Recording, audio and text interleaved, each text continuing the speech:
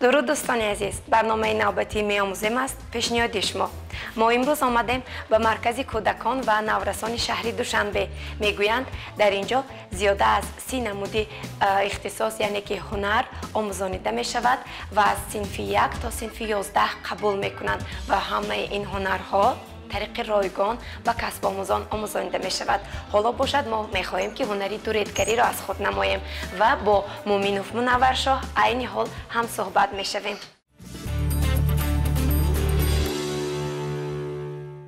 دوستان، حالا ما داخل شدیم به صنفخانه که در اینجا محفلی دوریدگری برگزار می گردد و امروز باشد هنری دوریدگری را از استاد مومینشاه منور خواهیم آموخت. بار دیگر درود استاد. خوش آمدید.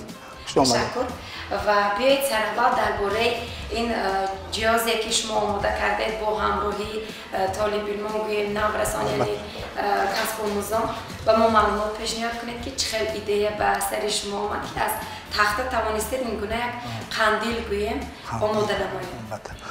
ما در محفل دوریدگری اساساً با کودکان سر کار داریم و کودکان ما از 4 ناحیه همه شهر دوشنبه یعنی جلب کرده میشن خواهشمندان که آنکه شوق هوس دارن به هنرهای مردمی ما همه را جمع کرده همین محفل رو تشکیل نمودیم. ما اساساً از اسباب‌هایی که ما در اینجا پیشنهاد میکنیم برای ساختن آنها ما پیشکی تیار میبینیم، یعنی با تعلیم گیرندگان مصلحت میکنیم که چی سازیم، یعنی همون فکر و عقیده کودکان رو به نظر میگیریم. یک تاش میگه که من همیشه استاد همیشه چیز سازه میشود.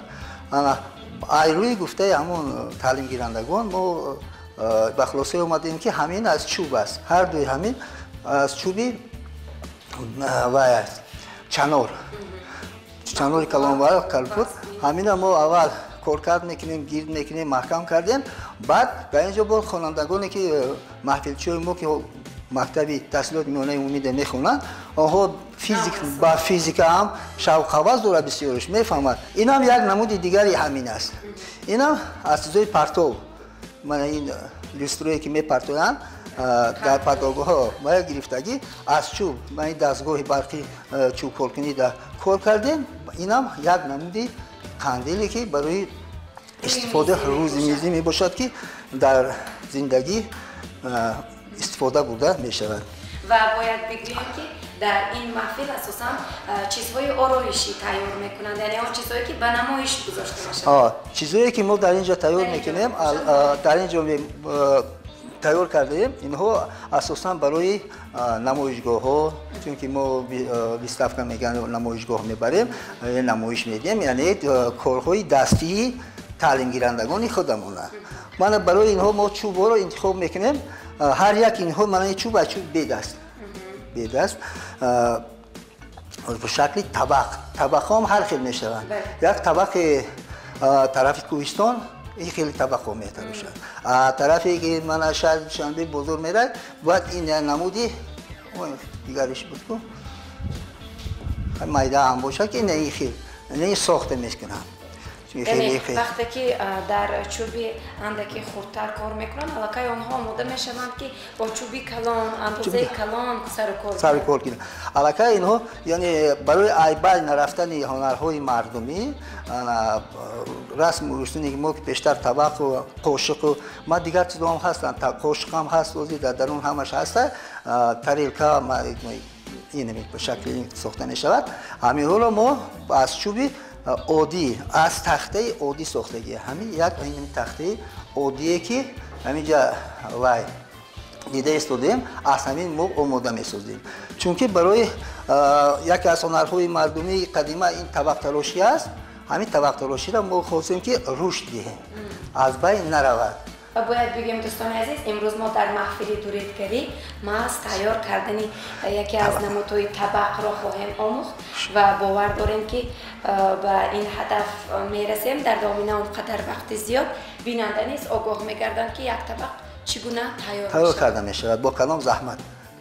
خب شروع میکنیم. من همین تخته ساختمانی است. اول برای طبقچه مایده را ساختن اول ما نقش کردن در کار است. اندازش میگیریم به شکل گرد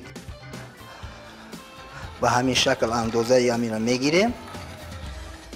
بعد یعنی این اندازه آخر تیار میباشد.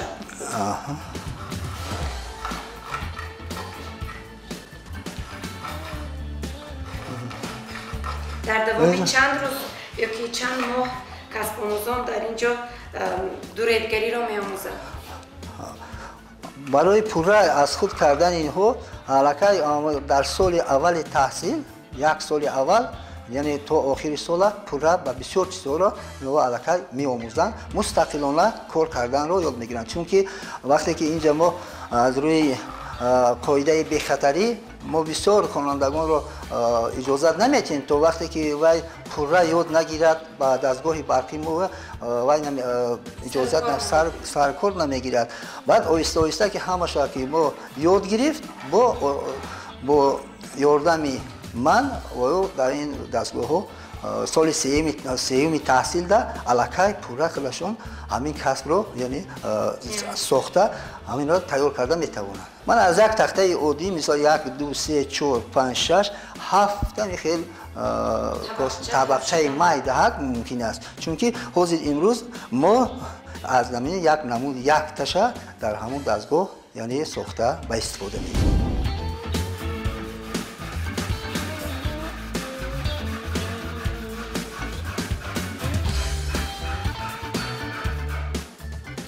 دیگرشون من برم. مرحمت. برای این اول این بریده از این جدا میکنیم، بعد گرد کردن گرد میکنیم، بعد اول به همین شکل میبریم، بعد هر یک اوگلی نه اوگلش میشه هر یک کنجی وای رو با علاهده میبریم خودش گرد میشود دایره میشه. با اره میبریم یا با اره؟ با اره البته با اره.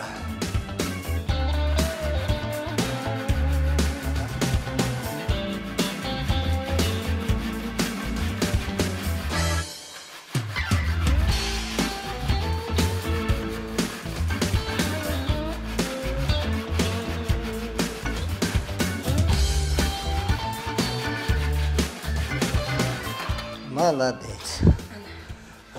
و دو تا ما تخته جدا کردیم برای دو طبق. برای دو طبقچه مایده ما اینا یعنی تیار نمودیم. بعد این باید که به شکل دایره بیاید، چون که برای در دستگاه موندن به شکل دایره و من مبینش یافتن در کاره.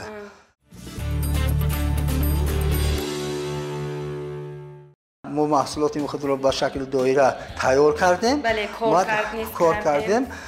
بعد این رو یعنی مرکز یافتیم. بعد که تیار کرده شد این در دستگاه وصل کرده می شود. برای دستگاهان اینجا گوناگون است.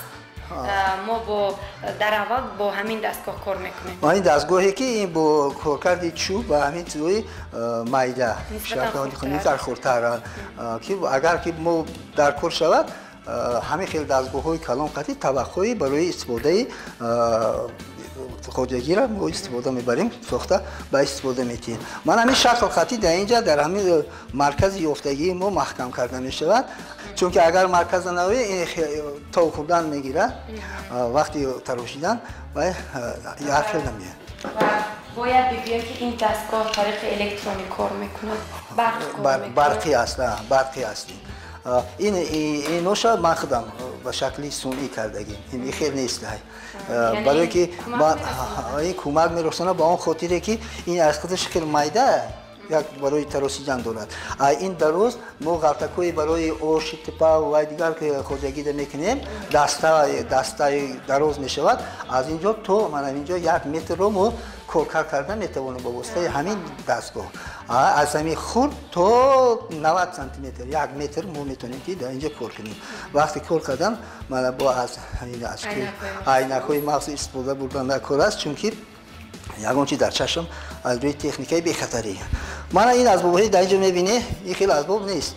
اینا از تکرنی و تکرنی استانوکوی چی هست اینا من با شکل صنعی بای کردم که این خودم اینم خود ساخته است. میتروشیم همین ما میتر همه من اینا اسباب یگان استفاده میشوند اینا همه از سنی هستند. یگان تای خیلی که برای این خودش نیست، نداریم خیلی. یعنی خودتون ساخته خود ساخته هستند. شکلی این طبقه‌ای که در طبقه‌های کلان آبی قطعی می‌تراشیم، این در این دو باید نمیشه استفاده برده نمیشه با خاطری که اینا خرد هستند. معنی اساسی خودش باید کندکاری هست. از این اسکنای کندکاری است. برای کندکاری یکی من بسیار خیلی کندکاری میکنن، نقش نگار میمونن. اما اساسی از این زوی سنی استفاده میبرم و شکل استفاده بریش اینجا ما نشون میدیم که چه ما استفاده میبریم.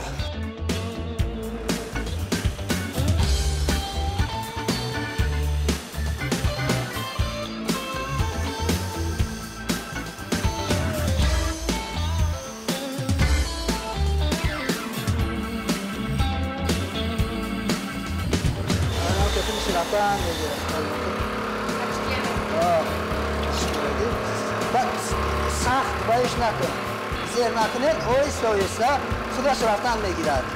اول بگی به آخر. آن او طرف دیگر شدی. آن این خیلی، آن این خیلی.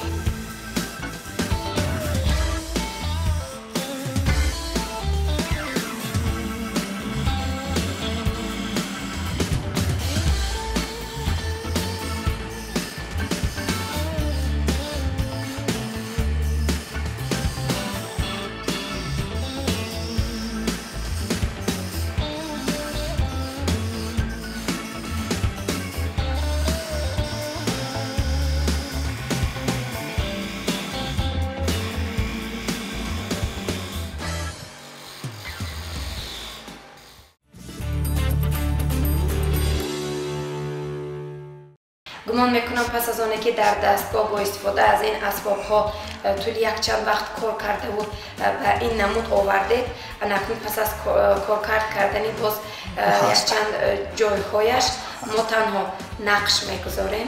نقش میگذاریم نسوزانیم ما بسیارتر. ما ویژگات میگن که ویژگات سوزانیده نقش میگذارید. یا میکشیم یا اینکه نقش میمونه، بعد اگر شود نشون میدیم موزیک. خب باشه.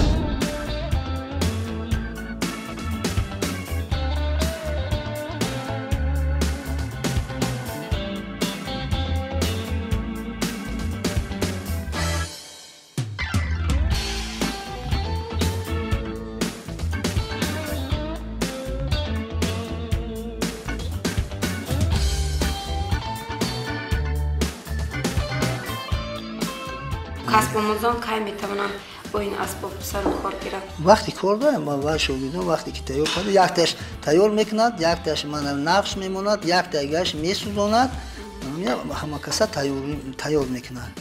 این شوق آور میشه.